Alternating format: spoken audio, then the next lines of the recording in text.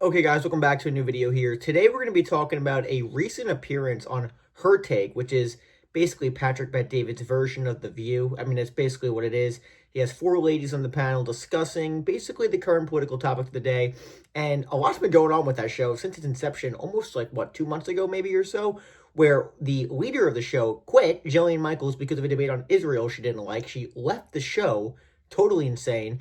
And Anna Kasparian basically today, let's just get right into it, absolutely went off on co-panelist Emily Austin, who is, I mean, she loves Israel, Emily Austin. Let's just be totally honest, as you're going to see in this clip, totally 100% pro-Israel, like, no doubt about it, this woman.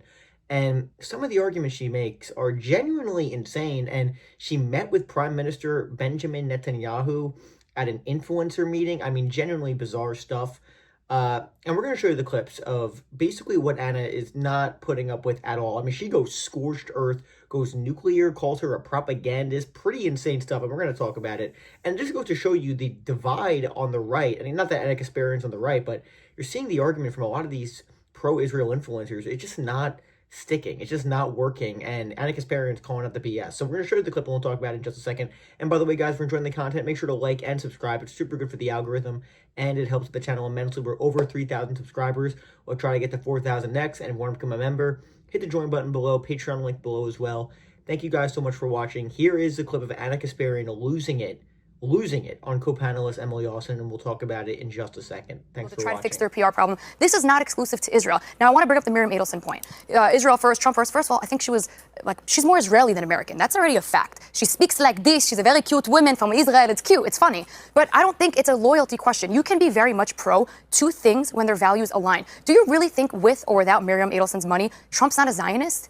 Without Miriam's money, I don't think Trump has strong feelings one way or the other, to be honest with you. I disagree with you. I don't think Trump has, like, I don't think Trump would be doing Israel's bidding to the extent he's doing Israel's bidding if it wasn't for money in politics and it wasn't for, you know, donors like Miriam Adelson. I absolutely agree. I mean, think about this. His daughter's Jewish, and a lot of his friends, a lot of his closest friends are. I think President Trump has been pro-Israel for a very long time. Way before I don't know that he's ever labeled himself as Zionist. I don't know that I've ever pro-Israel heard that. means you're a Zionist. Well, not necessarily. I think a Zionist is a distinction. I would say that I'm staunchly pro-Israel. A little different from I consider myself what's the definition of Zionism? Actually, the first love of my life is actually Jewish, and he went on Birthright and deepened my love for Israel and the Jewish community. So I love Israel. I detest the worst excesses of Zionism.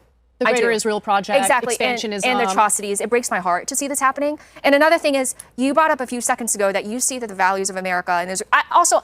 It doesn't sit well with me to conflate Israel with the Israeli government, by the way, because I think the Israeli people are beautiful, just awesome. Let's be clear about that. Civilians are totally separate. What about Israelis? Can I finish this point, though? Can I please just? They're still civilians. I have to finish this point, though. It is what it is. You were saying earlier how America's values and the United States' values coincide. I actually don't think that's true, because when prior to the peace plan, when the United States was clearly abetting the atrocities in Gaza, our enemies like Russia and China and Iran they were using our alliance with Israel against us and pointing to that and saying America is a hypocrite, America is abetting war crimes. So in that case, which country said that? Russia, China, our adversaries. Were telling you us should take, Emily, you should take a good look at what Kyiv looks like versus what Gaza City looks like. Wait, do not ridicule me. I can see that look of disdain on your face. It's hypocrisy. Let me finish my point. They were pointing to other countries when they try to find allies in South America, Africa, all around the world. They say, don't hang out with the United States. Hang out with us. Because at least we are not abetting atrocities in Israel. At least we are not hypocrites. That's what I mean. Because they are winning the propaganda war against us. Everything is about propaganda and the war. They don't want an American-led world order. They are trying to topple us. Do you understand? They are trying to topple the American empire. And so this matters. The story around America matters. It does. American values matters. We cannot be seen as abetting atrocities. We cannot have the blood of 67,000 women and children on our hands. So, all right, first of all, again, it's a war. Second of all, my thing is, when I say they coincide with values, what would you say in the entire Middle East is the closest country to the United States in terms of fair elections, allowing LGBTQ people? It's an apartheid state. How are you going to say it's fair elections? Palestinians aren't allowed to vote. And they're not even allowed to have their own state. They're not. Benjamin Netanyahu said multiple times, I will not allow the Palestinians to have their own state. You know why? Because they're stuck in a situation. Oh, my God. Wait, if you were Prime Minister Netanyahu, there's no Hamas in the West Bank, Emily. There's no Hamas in the for slaves. Oh, the PLO too. They're Palestinians. So by nature, being Palestinians, they shouldn't be allowed. We're giving you $10,000. Is that a person who would give a state? Because you're saying you're making it seem like the PLO are the good guys now. Man, when they stop funding people to kill Jews, maybe Netanyahu should negotiate with them. But until they stop raising their kids to say, hey, I know you want to go work and become an engineer, but if you kill a Jew, you'll get $10,000 per Jew. The PLO is killing Jews in the West Bank. The PLO is on its knees. Pay for slay. Beyond deferential to the Israelis, doing everything they can to show we're being peaceful. Let us have our own state. What about pay for slay is peaceful? What do they keep doing? They keep building illegal settlements. They keep building illegal settlements. They keep building illegal settlements. What is pay for but you don't slay? care, right? You don't care. What is pay for slay? What are you saying? That's what they do in the West Bank. The PLO funds people to kill Jews. Has this not been something you've been informed of? Pay for slay. How about this? You I live think in an alternate Jews should be universe. allowed to live in the West Bank. I don't. Why are Jews not allowed? I don't. So you believe in apartheid because they then? keep building When it comes illegal to Jews, settlements. What They're if I build a house legally? I buy land. They're stealing land. They don't want Jews in the West Why Bank. don't they let the That's Palestinians build apartheid. houses in There's Israel? 2.8 million Arabs in Israel living better lives in Israel than the West Bank and Gaza combined. You just hate Jews. I will not. No, I don't hate Jews. Then why can't they live in the West Bank? I hate disgusting, Why can't they live in the West vile Bank? propagandists Why can't a Jew live in human Gaza? beings like trash like Why you. can't a Jew live in the West Bank, Anna? No, it's f***ing pathetic. All right, let's move on. Now that we've had that serious conversation, we're going to move on to something. Okay, so let's talk about that. I mean, totally insane. Anna Kasparian loses it. And number one, let's just say where Emily Austin starts off thinking it's like a gotcha. Well, Miriam Adelson, she's actually more Israeli than American. She talks like these. That's how she starts off her little argument there. First of all, isn't that a problem in itself that you have one of the biggest donors of the President of the United States literally is, quote unquote, more Israeli than American? That seems like a problem to me, but apparently not to Emily Austin. I mean, that's a problem in itself. Trump even said it in his speech at the Knesset in Israel that, oh, she actually likes Israel more. And he openly says this and thinks this is okay. That's kind of a problem coming from the President of the United States, if you ask me. But okay, that's fine. And again, then the debate gets into whether or not Trump's of course Trump's a Zionist. What are we even talking about? Of course he is. He's done almost everything Israel has asked. Again, he is the most pro-Israel president in our lifetime. It is not even remotely close. And again, don't just listen to me. Listen to Israelis and listen to Trump. They openly say this and promote this like it's a great thing. So this is not like, oh my goodness. No, they openly say he's the most pro-Israel president in history. And it's and again, does money have a major influence on that? Of course it does. Anyone denying that is ridiculous. Now, again, does Trump actually feel a certain way about? Who knows and who cares? Doesn't matter. What actually matters is the policy that's being initiated, and the policy is that Trump is the most pro-Israel president in American history, at least one of the most, no question about it. So that's Trump literally bombed Iran because the Israelis wanted us to and needed us to. That is 100% accurate. Number two, again, Emily Austin, a lot of these pro-Israel influencers trying to make the argument that, oh, the Americans and the Israelis, they have so much in common, they have so much common values. That's why the U.S. has a backup Israel in everything they do. Are you kidding me?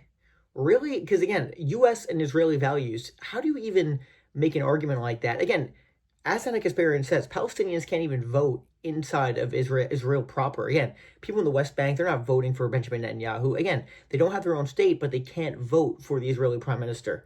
So again, the idea that it's a free democracy, even that argument is very sketchy at best. And again, the idea that it's beneficial for the United States to support Israel in many cases, that's not necessarily true at all, actually.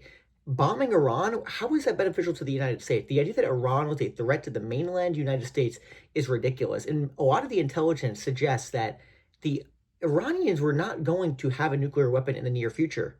There's no evidence to suggest that at all. The reason why the 12-day war was initiated in the beginning was to overthrow and topple the Iranian regime, which obviously failed. And again, the Israelis are probably going to go back into Iran at some point in the near future. I don't think there's any question about that.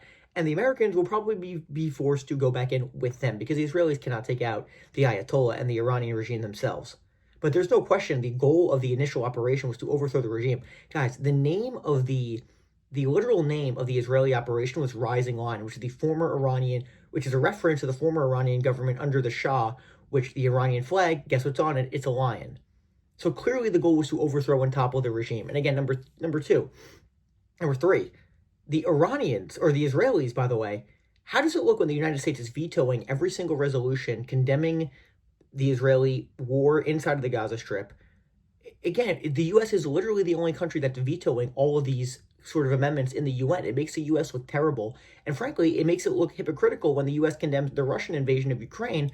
The Russians can just say, okay, well, the Americans support what Israel is doing, so who are they to talk and morally lecture us?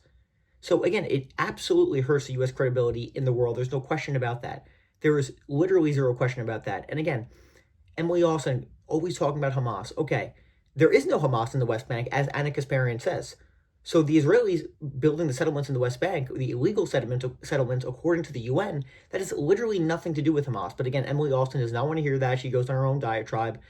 It's just totally ridiculous. And again, let's be very clear with the Palestinian Authority. The PLO guys, they are not liked at all in Palestinian circles because they're viewed as too deferential to Israel. The Israeli government, the idea that the PLO is this crazy terrorist organization and they just want to, and they're like Hamas, it's not true. Again, that's what the argument is from many Israelis and the government, because again, if they're able to portray the PLO this way, it's easier to justify building these illegal settlements and annexation eventually of the West Bank. And Trump has said he's not going to allow the Israelis to annex the West Bank, but we're already seeing an informal annexation in the form of these settlements, which are illegal under international law, and we've seen them continuously escalate settlements inside of the Gaza Strip, not the Gaza Strip, inside of the West Bank. And by the way, if you listen to some extremists inside of Israel, they openly say, yeah, we're going to eventually go into Gaza and resettle it too. So, I mean, that tells you all you have to know. And then, of course, she has nothing to say about the illegal settlements because, again, she's probably openly in support of it. And by the way, Emily Austin, before Andrew Cuomo lost his election, she literally started a Hot Girls for a Hot Girls for Cuomo sort of campaign, which obviously failed miserably. But it just goes to show you where these priorities are. You have to wonder, why is Emily Austin getting involved with Hot Girls for Cuomo? What a bizarre sort of campaign. Obviously, it failed miserably. And again, she loses the argument. She's getting destroyed by Anna Kasparian. And then what does she resort to? Old reliable. She just accuses Anna Kasparian, you just hate Jews. I mean, it's just completely ad hominem. And it's very, again, the thing that's so crazy, guys, is it literally exactly what many people on the right have accused people on the left of doing for years, saying, oh, you're critical of sort of organizations like BLM, you must hate African Americans. But again, if it's the other way around and it's Israelis, then it's like, okay, you just hate Jews, which is totally ridiculous. And it's frankly pretty gross to accuse other people of that just because you're criticizing a foreign government. It's ridiculous. It's totally ridiculous. And I think Anna Kasparian absolutely got the better of Emily Austin in this debate. But let me know what you guys think in the comment section, guys. Totally wild stuff. Thank you guys so much for watching. Again, I'm getting a lot of support recently. If you want to become a member, hit the join button below. My Patreon's below as well. Thank you guys so much for watching. Have a great night, and I'll talk to you later.